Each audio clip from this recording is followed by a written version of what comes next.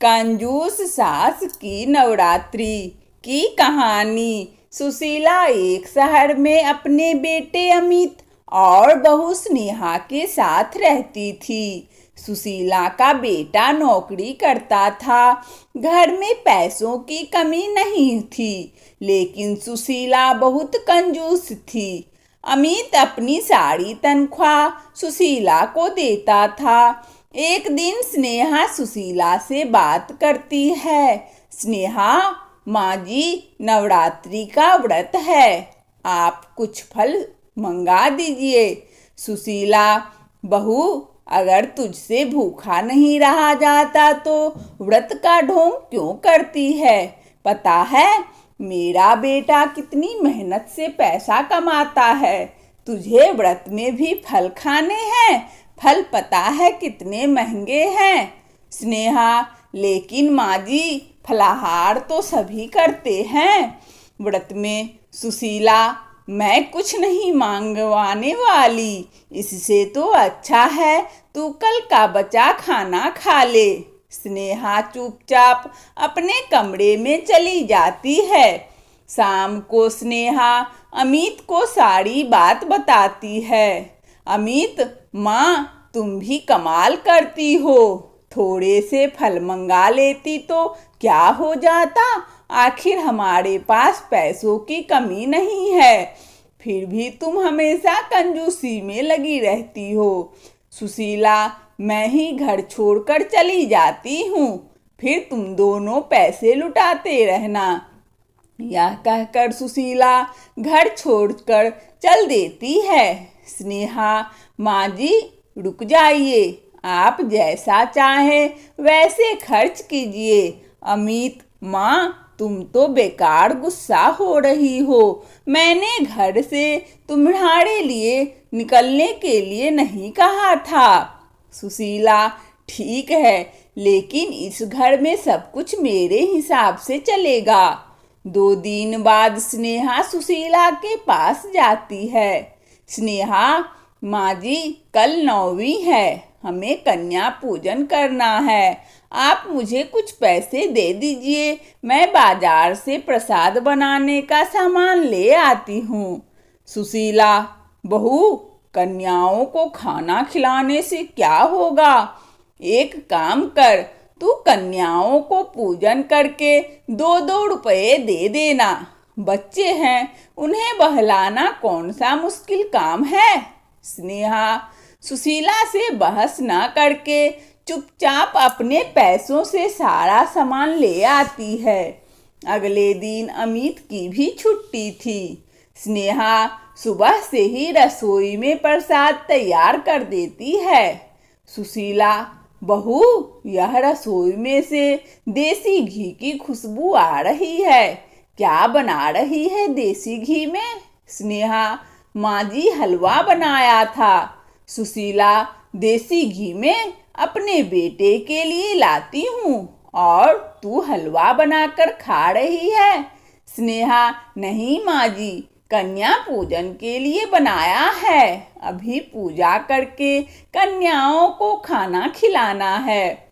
सुशीला, मैंने तुझे मना किया था ना, फिर भी तू सामान ले आई। स्नेहा, माँ जी, मैं अपने पैसे से लाई हूँ, आप चिंता ना करें। सुशीला, ठीक है, लेकिन खाना मैं खिलाऊंगी कन्याओं को, तू तो सारा खाना खत्म कर देगी। अमित और स्नेहा सुशीला की बात सुनकर बहुत दुखी होते हैं। वे अपने माँ की कंजूसी की आदत से पहले ही परेशान थे, लेकिन कन्याओं के खाने में कटौती से वे परेशान हो रहे थे। पूरे परिवार ने पूजा की। पूजा के बाद स्नेहा कुछ देर माँ दुर्गा के सामने बैठकर प्रार्थना करने लगी। स्नेहा, हे देवी माँ, हमारी भूल चूक क्षमा करना। मेरी सास का हृदय परिवर्तन कर दो, जिससे वे कंजूसी छोड़ दे। कुछ देर बाद 9 कन्याओं भोजन करने के लिए आ जाती है। सुशीला अपने हाथों से सबको खाना परोसती है। वह बहुत कम खाना परोसती है। अमित, माँ, यह तो बहुत कम है। कम से कम कन्याओं को खाना तो ढंग से परोसो। सुशीला, तू चुप रह। अगर किसी कन्या को जरूरत होगी तो वह खुद मांग लेगी। अमित और स्नेहा चुपचाप खड़े रहकर कन्याओं को खाना खाते देखते हैं। सभी कन्याएं खाना खा लेती है। उनमें से एक कन्या अभी खाना खा रही थी। कन्या, माँ जी, क्या आपके घर में खाना कम बना है? मुझे तो बहुत भूख लगी है। स्नेहा उसे पूरी और हलवा परोस देती है। सुशीला, खाना बहुत है, लेकिन बेकार करने के लिए नहीं है। जितना चाहिए उतना ही लेना, झूठा मत छोड़ना। वह कन्या सारा खाना खा जाती है और खाना मांगती है। स्नेहा उसे जितनी बार खाना देती वे सारा खा जाती।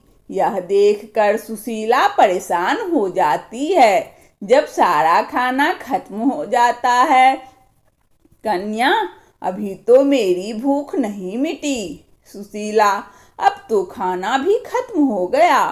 कन्या, लेकिन आप लोगों ने कन्या पूजन किया है, भरपेट भोजन तो करना ही पड़ेगा, तभी तो माँ अम्बे प्रसन्न होगी। अगर आपके घर से कन्या भूखी चली गई तो माँ रुष्ट हो जाएंगी। स्नेहा जल्दी से दोबारा खाना तैयार करती है। सुशीला, बहू, मैं तुझे इसीलिए मना किया था, कन्याओं को खाना खिलाने के लिए। अब तो लगता है हमारे घर का सारा राशन खत्म हो जाएगा। कन्या, माँ जी, कंजूसी छोड़कर पूजा किया करो। देवी माँ के प्रसाद में कैसी कंजूसी। सुशीला, चुप रह, चुपचाप खाना खा और अपने घर जा। स्नेहा उसे और खाना लाकर देती है, जिसे खाकर कन्या खड़ी हो जाती है। कन्या, खाना तो हो गया, लेकिन कन्या को दक्षिणा भी तो दो, कंजूस दादी।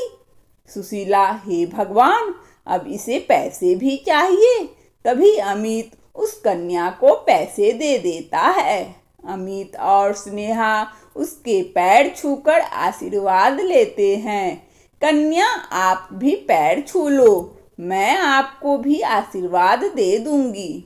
सुशीला बेमन से पैर छूने के लिए झुक जाती है। वह कन्या सुशीला के सिर पर हाथ रख देती है। उसके हाथ रखते ही सुशीला की आंखों से आंसू बहने लगते हैं। वह कन्या के पैरों में गिर जाती है।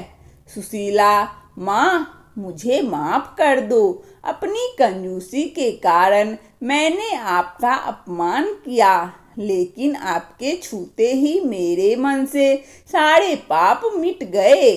कन्या, मैं तो एक साधारण कन्या हूँ। सुशीला, नहीं, आप साधारण नहीं हैं, आप साक्षात माँ दुर्गा का स्वरूप हैं। फिर वह कन्या उन्हें आशीर्वाद देकर चली जाती है। सुशीला का मन बदल चुका था। वह सब कुछ छोड़कर माँ दुर्गा की भक्ति में लग जाती है।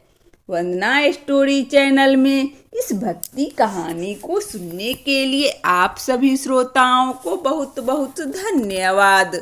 यदि हमारा कहानी अच्छा लगा हो तो कृपया लाइक और सब्सक्राइब अवश्य करें, ताकि नोटिफिकेशन सबसे पहले आपको मिले। और कमेंट में जय माँ दुर्गे अवश्य लिखें। धन्यवाद।